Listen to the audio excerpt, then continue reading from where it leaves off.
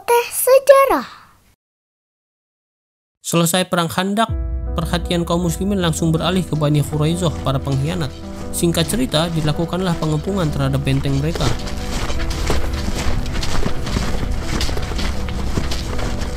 Setelah 25 hari pengepungan, akhirnya mereka menyerah. Tak seperti suku-suku Yahudi Madinah yang telah berkhianat, di mana mereka hanya mendapat sanksi pengusiran, suku Yahudi Quraizoh ini mendapat hukuman maksimal.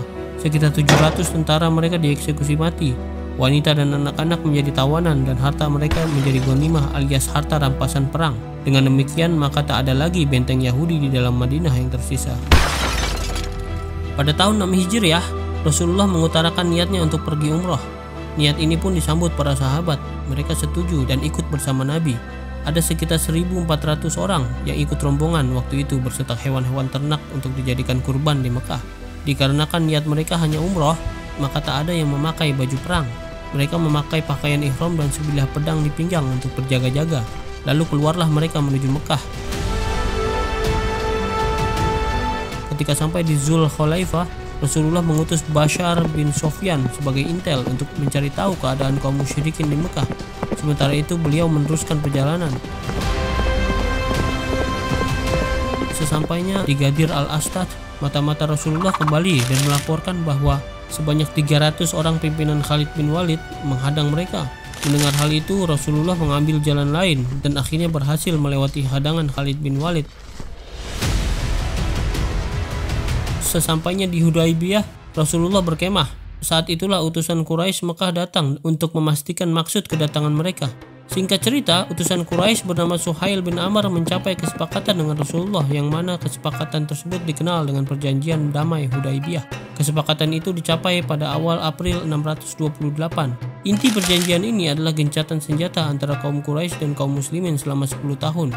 Namun syarat agar kesepakatan itu tercapai, Nabi harus menangguhkan umrohnya sampai tahun depan. Beliau pun setuju dan kembali ke Madinah.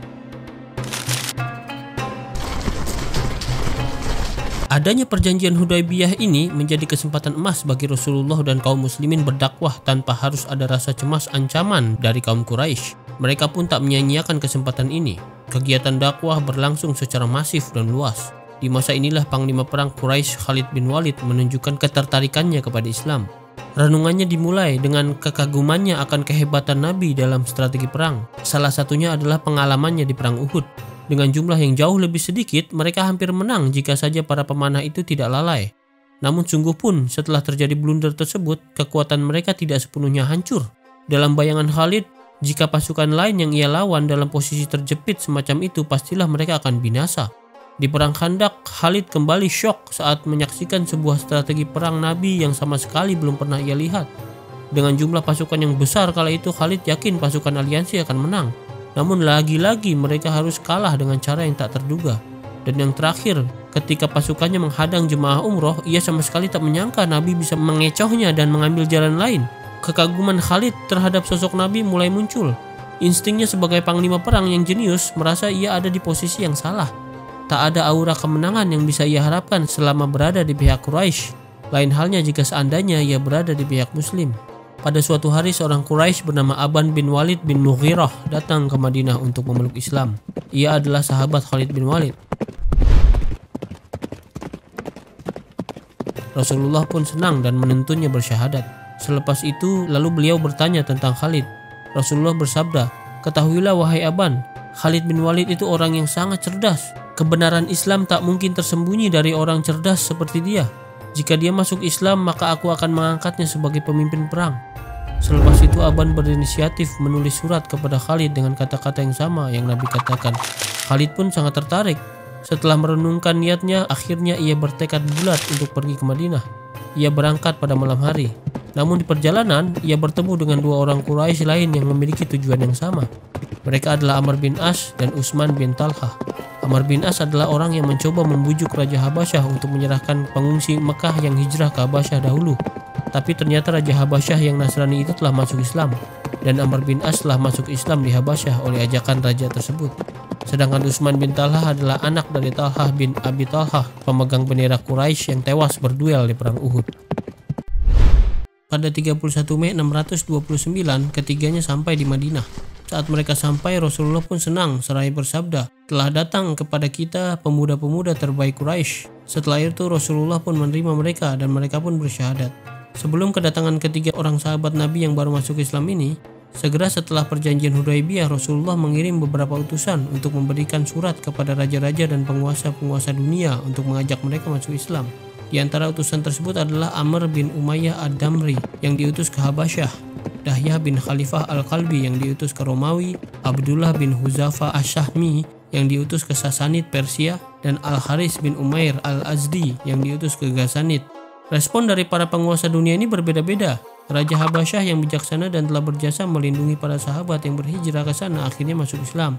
Untuk surat kepada Raja Romawi, setelah membaca surat dari Nabi, Heraklius terkesima dan mengajak para bangsawannya untuk mengikuti Nabi, tapi dengan tegas mereka menolak dan marah kepada raja mereka. Heraklius lalu menenangkan mereka dengan berkata, ajakan itu hanya untuk mengetes saja seberapa besar iman mereka terhadap agama yang mereka anut, yaitu Nasrani. Heraklius sendiri tak tertarik masuk Islam, namun ia memberikan cindera mata kepada utusan Rasulullah itu berupa koin dan jubah. Sementara utusan ke Sasanid setelah membaca surat itu, Kisra Raja Sasanid menyobek-nyobeknya. Atas penghinaan ini Rasulullah lalu berdoa semoga Allah menyobek-nyobek kerajaan yang bersangkutan. Ada mukjizat Rasulullah yang terjadi pada peristiwa ini. Kisra Raja Sasanid ini ternyata bukan cuma merobek surat, ia juga mengirim surat ke gubernur Yaman bernama Bazan yang kala itu di bawah kekuasaan Sasanid agar mengutus orang ke Madinah untuk menangkap Nabi. Lalu Bazan mengirim 2 orang ke Madinah untuk melakukan misi tersebut. Sesampainya di sana, Rasulullah menemui mereka. Namun seolah-olah beliau sudah tahu tujuan mereka, beliau lantas menyuruh keduanya beristirahat dan menemui beliau lagi keesokan harinya karena ada kabar yang ingin beliau sampaikan. Esok harinya mereka menemui lagi Rasulullah. Saat itulah Rasulullah berkata kepada mereka, "Aku mendapat kabar dari Tuhanku bahwa Kisra telah tewas dibunuh anaknya sendiri tadi malam. Beritakan kabar ini ke Bazan, gubernur kalian. Jika berita ini salah, maka datanglah lagi ke sini dan tangkap aku. Namun jika berita ini benar, maka merugilah kalian jika tak masuk Islam." Mereka pun kembali ke Yaman dan mengabarkan itu kepada Bazan. Si gubernur Bazan ini sebetulnya tertarik dengan agama Tauhid yang dibawa Nabi, tapi ia masih setia dengan agama Majusinya. Pada waktu itu jarak Yaman ke Madinah ditempuh dalam waktu 2 minggu perjalanan normal, sedangkan Yaman ke Setipon, ibu kota Sasanid, butuh 1 bulan perjalanan normal. Singkat cerita, 1,5 bulan kemudian datang kabar dari pemerintah pusat kepada Bazan bahwa Kisra telah tewas dibunuh anaknya sendiri. Saat itu juga ia dan para pengikutnya masuk Islam, dan inilah awal mula negeri Yaman memeluk Islam. Satu-satunya utusan Nabi yang mendapat perlakuan keji adalah Al-Haris bin Umair yang diutus ke Ghassanid. Saat itu Ghassanid adalah negara vasal atau negara bawahan yang tunduk di bawah kekuasaan Romawi. Al-Haris dibunuh oleh tentara Ghassanid yang menghadangnya atas perintah salah satu kepala suku Ghassanid bernama Syurabil bin Amr. Dari zaman dulu sampai sekarang, tindakan pembunuhan terhadap utusan resmi negara adalah penghinaan yang tak bisa diterima. Sebagai respon, Rasulullah membentuk pasukan sebanyak 3.000 tentara untuk datang ke Ghassanid menagih diat atau denda karena telah membunuh utusannya. Rasulullah menunjuk Zaid bin Harithah sebagai panglima perang. Namun jika ia syahid, maka Rasulullah berkata penggantinya adalah Ja'far bin Abu Thalib. Jika ia juga syahid, Rasulullah berkata penggantinya adalah Abdullah bin Rawahah. Namun jika ia juga syahid, maka pasukan muslim harus bermusyawarah mengangkat panglima yang baru. Dalam ekspedisi ini, Khalid bin Walid yang baru 3 bulan masuk Islam ikut bersama pasukan.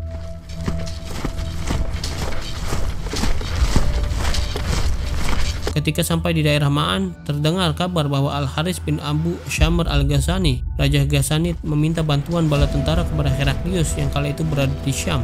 Maka terkumpullah gabungan pasukan Ghassanid dan Romawi. Mengenai jumlahnya terdapat perbedaan pendapat. Ada yang bilang 100.000, ada yang bilang 200.000.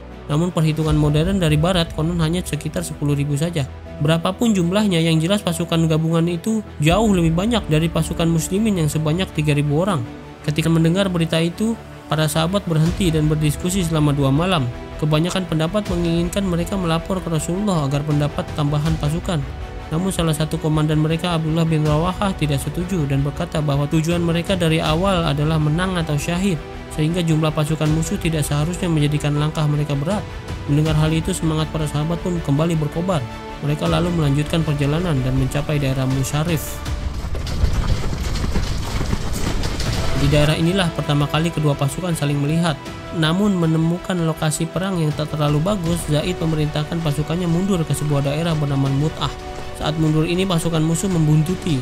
Disinilah kedua pasukan memutuskan untuk berperang, yaitu di sebuah lembah di antara dua gunungan pasir. Mereka pun berkemah.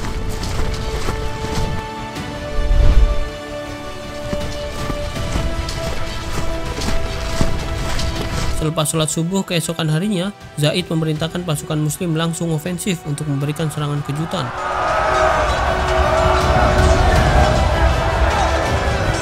Pertempuran tak seimbang ini berlangsung sengit dari pagi hingga menjelang maghrib. Tentara musuh yang biasa dengan pertempuran di pagi hari cukup terkejut karena jarak pandang yang kurang sempurna di subuh hari. Di malam hari, pasukan musuh sibuk mengumpulkan mayat-mayat tentara mereka yang tewas di medan perang.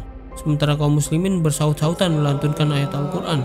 Saking riuhnya, lantunan ayat Al-Quran ini bagai suara tawon yang terdengar dari kejauhan oleh pasukan musuh. Suara itu terus terdengar sepanjang malam tanpa henti. Keesokan harinya, strategi yang sama kembali diulang. Pasukan muslim kembali menyerang setelah sholat subuh. Pertarungan pun kembali berlangsung hingga maghrib. Di malam hari seperti biasa pasukan musuh sibuk mengumpulkan dan menguburkan prajurit mereka yang gugur. Sedangkan pasukan muslim kembali melantunkan ayat-ayat suci Al-Quran sepanjang malam. Pola ini terus terjadi hingga hari kelima. Bisa dibayangkan betapa dahsyatnya pertempuran selama 5 hari itu yang mana berlangsung dari pagi hingga maghrib.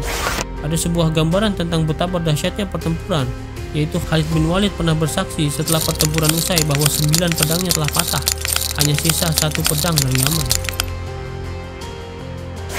Pada malam harinya, tentara musuh merenungkan betapa kuatnya pasukan muslim kala itu, meski jumlah mereka lebih sedikit. Setelah perenungan itu, mereka memutuskan untuk melakukan serangan ofensif keesokan harinya dengan cara yang sama yang pasukan muslim lakukan selama 5 hari berturut-turut, yaitu menjelang subuh. Hari ke-6 pun tiba. Benar saja, saat pasukan muslim sedang menunaikan sholat subuh, mereka melakukan serangan. Beruntung, saat mereka datang, kaum muslimin selesai mengucapkan salam dan langsung bergegas menghalau musuh.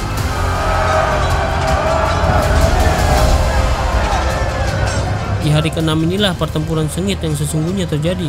Komandan perang pertama yaitu Zaid bin Harisah gugur setelah terkena anak panah musuh. Bendera muslim pun jatuh dan segera diambil alih oleh panglima perang kedua Ja'far bin Abi Thalib. Saat bertarung dengan hebatnya, kedua tangan Ja'far putus oleh sabetan pedang musuh. Akhirnya sebuah pedang menusuk dadanya dan robohlah Ja'far. Gugurnya Ja'far sempat membuat mental kaum muslimin jatuh mengingat Ja'far adalah sepupu Nabi. Setelah itu bendera muslimin diambil alih oleh komandan yang ketiga, Abdullah bin Rawahah. Setelah mengambil bendera, Abdullah tak langsung menyerang musuh, melainkan mundur untuk merapatkan barisan kembali. Setelah itu ia merenung sejenak dikarenakan ada keraguan dalam hatinya, namun tak sampai lama. Setelah berhasil menguatkan imannya kembali, ia lalu menerjang ke medan pertempuran. Tak lama kemudian, ia pun gugur menyusul 2 komandan sebelumnya. Setelah ketiga komandan muslim ini gugur, pasukan muslim mundur. Lalu terjadi kebingungan di antara pasukan muslim tentang siapa yang layak menjadi komandan berikutnya. Sabit bin Arqam lalu memungut bendera itu. Ia lalu memberikan bendera itu kepada Khalid bin Walid. Namun Khalid menolak karena merasa tak pantas mengingat ia baru kemarin sore masuk Islam. Namun Arqam dan pasukan muslim yang lain mendesaknya karena memang Khalidlah yang paling ahli perang di antara mereka semua. Khalid pun setuju dan kembali menerjang musuh.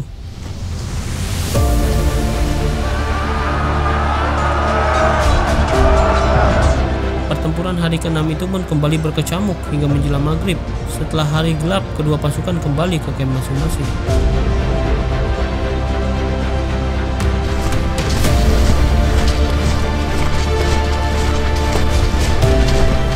Di malam harinya, Khalid bin Walid lalu mencoba mengatur strategi perang yang baru. Disinilah kecerdasan Khalid bin Walid sebagai panglima perang kembali terlihat. Untuk perang esok hari, ia memerintahkan seluruh posisi pasukan diacak. Pasukan yang tadinya di sayap kanan berganti ke sayap kiri, yang tadinya di depan berganti ke belakang. Mereka juga disuruh ganti baju. Taktik ini memberi kesan bahwa pasukan muslim esok hari adalah pasukan-pasukan baru. Untuk menambah kesan tersebut, ia juga membuat pasukan yang terkesan baru datang yang terdiri dari 1000 orang. Dari 1000 orang itu dipecah menjadi 20 kelompok yang masing-masing kelompok terdiri dari 50 orang. Semua kelompok ini disuruhnya menjauh dari area pertempuran ke arah Madinah. Pada pagi hari mereka disuruh datang dari arah yang berjauhan sambil menyapukan tanah pasir dengan pelepah kurma. Hal ini agar menimbulkan kesan di pihak musuh bahwa bala tentara baru dari pihak muslimin datang hingga mereka menjadi gentar. Selepas subuh dilaksanakanlah strategi itu. Benar saja, musuh yang melihat kepulan debu yang datang dari kejauhan langsung berpikir bala tentara baru telah bergabung dengan kaum muslimin. Semangat juang mereka pun seketika jatuh. Saat itu Khalid langsung menginstruksikan serangan penuh.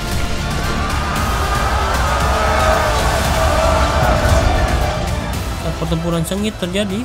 Komandan pasukan Bizantium bernama Malik bin Zafila gugur. Peristiwa ini menyebabkan pasukan Romawi mundur ke kamp-kamp mereka. Di sana mereka berhasil kembali merapatkan barisan. Melihat prospek perang yang suram untuk dimenangkan, Khalid akhirnya memerintahkan pasukannya untuk mundur juga dan kembali ke Madinah. Mengenai hasil peperangan ini menjadi perdebatan di kalangan ahli sejarah. Ada yang bilang kaum muslimin kalah karena mundur dari kancah peperangan. Ada juga yang bilang menang karena sebelum muslim mundur, pasukan Romawi telah mundur terlebih dahulu meski berhasil kembali menata barisan mereka. Ada pula yang mengatakan seri. Sementara dari sisi jumlah korban di pihak muslim tercatat sekitar 12 hingga 17 orang saja. Sementara di pihak Romawi tak diketahui berapa banyak. Dari dahsyatnya pertempuran itu diyakini jumlahnya ribuan. Di kalangan muslim sendiri juga terjadi perbedaan pendapat. Di antara mereka bahkan ada yang menganggap pasukan ini lari dari medan perang.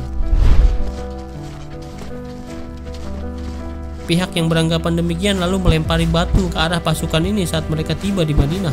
Mendengar kabar itu, Rasulullah lalu membela mereka dengan berkata, "Sungguh mereka bukan pasukan yang lari dari kancah peperangan, tapi pasukan yang mengambil keputusan untuk mencari dukungan, dan aku pendukung setiap mukmin." Mendengar hal itu, akhirnya penduduk Madinah pun lega dan menerima mereka kembali dengan senang hati. Perang Mu'tah ini adalah kontak pertama pasukan Islam dengan pasukan di luar bangsa Arab, khususnya Romawi.